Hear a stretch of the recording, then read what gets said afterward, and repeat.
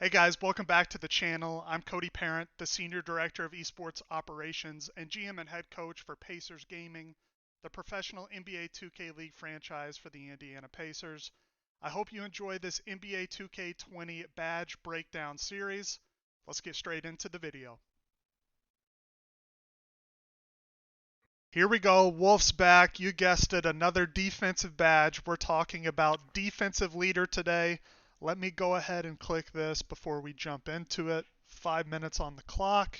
Boom, there we go. What is Defensive Leader?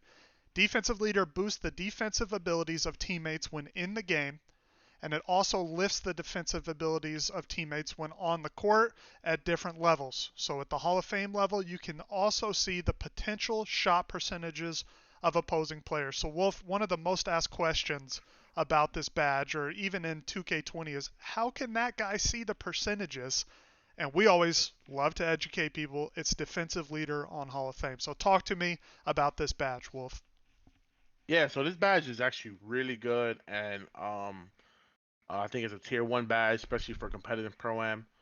Um, now a few things about this badge, so let me just go into it in a little bit more detail. So there's four levels, right? Defensive leader on bronze will give you a +1 attribute to everybody. On silver, +2. On gold, +3, and on Hall of Fame, +4, right? So I think this badge is only should be used on Hall of Fame. So it's Hall of Fame or nothing, Okay. and um, it does not stack. Like you can't stack the badges. So you can't Right. have two guys on your team with defensive leader Hall of Fame and think they're gonna get +8. It doesn't work like that. It's Imagine only if it was like that. yeah, that would be insane. That would be crazy. But yeah, so this badge is you're gonna want to have one person on your team have it on Hall of Fame.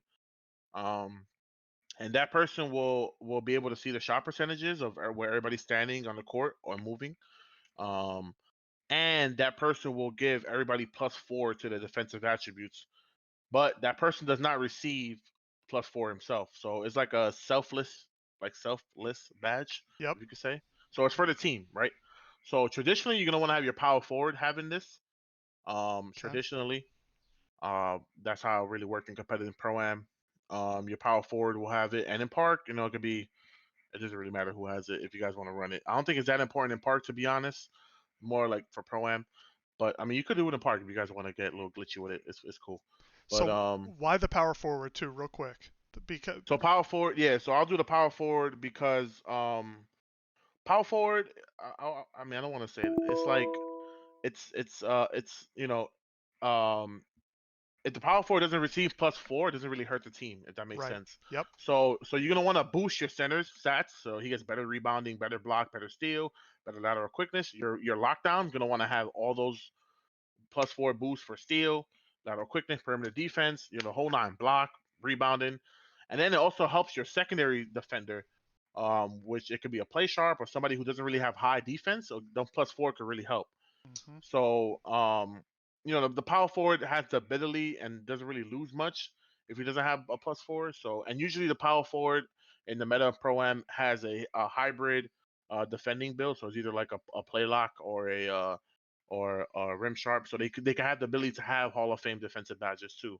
Right. So that's another reason.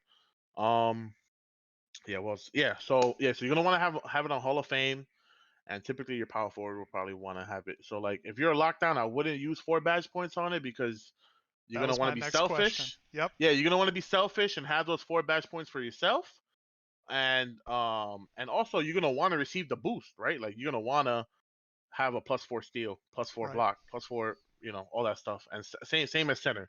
So typically you're gonna want to have your power forward to do that. So Yeah.